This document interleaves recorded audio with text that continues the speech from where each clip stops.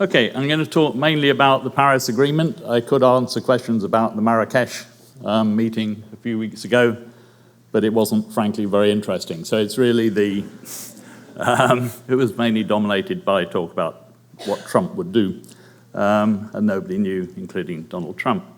So I'm going to focus on the Paris Accord.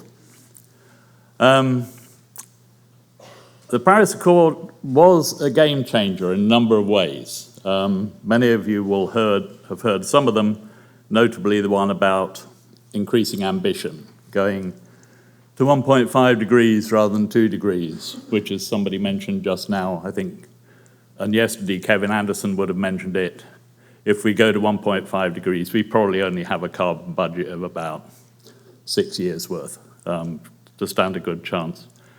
But other important things were things like the agreement is applicable to all countries, so it doesn't divide countries up into developed and developing. There is recognition of developed and developing, but all countries need to work towards the goal. And it sets up a process of regular reviews of progress towards the goal, which is important, especially in UN processes. You need mandates to keep going back to things.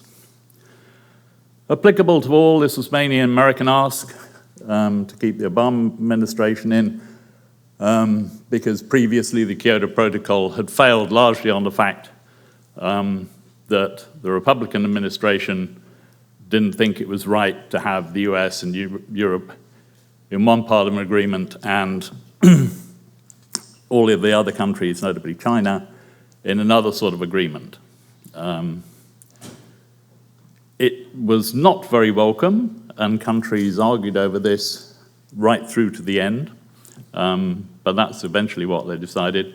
Having said that, it does recognize that different countries have different capabilities for acting on climate change, and that developed countries should take the lead because they have the most resources to do so, and that they should pay money to developing countries to help them, especially least developed countries and alliance of small island states who are almost always least developed countries. So that was a United States ask in particular. And it's important because the way Laurent Fabius, the French foreign minister, got the treaty together very cleverly was to basically give all the countries and blocs what they really wanted.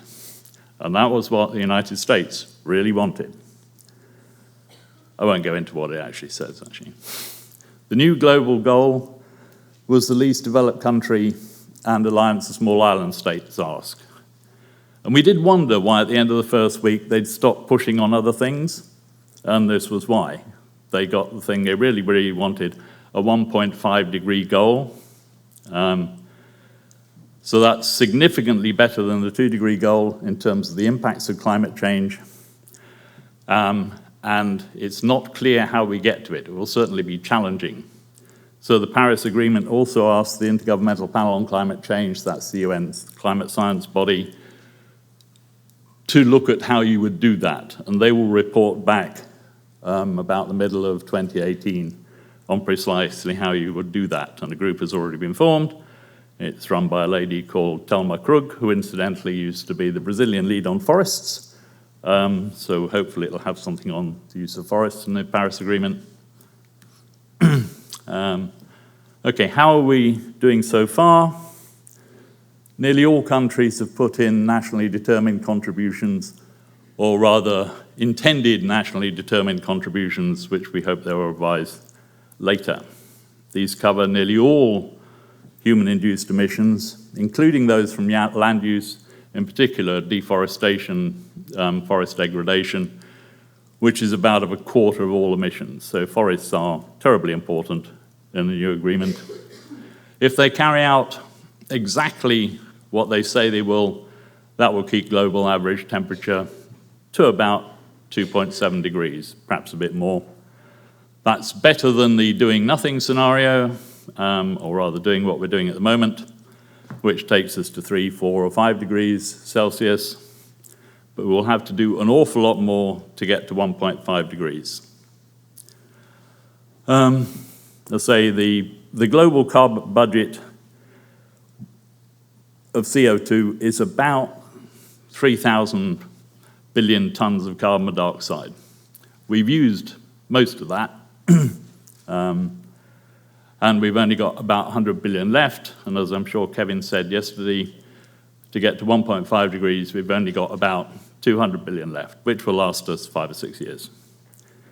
So we need to cut emissions sharply, but we aren't. And we probably won't in 6 years, let's be honest. We will not go to zero emissions in 6 years. So it will be necessary to extract carbon dioxide actively from the atmosphere in order to get there. And we will need to go below zero by 2050, probably. That's a sort of rough goal. And we need to be on the blue line at the bottom, and it probably needs to be a bit steeper than that. And that would include removals from the atmosphere starting in about 10 years. Implications for EU and UK, because the UK still negotiates as part of the EU group. We would need in Europe an emission reduction in 2050 of about 95 to minus 115, i.e. more than 100% removals by 2050. Probably more from the UK, Germany, and the more advanced countries, and it'll be really, really hard. So as I say, we need to remove carbon dioxide, and that's an IPCC scenario, and we need really to be on the, on the line, the little dotted line that at the bottom, but certainly on the broad sort of browny purple band.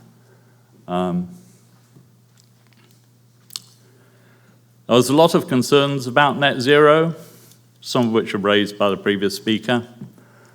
In most emission pathways that the modelers use, they use carbon dioxide removals on a very large scale.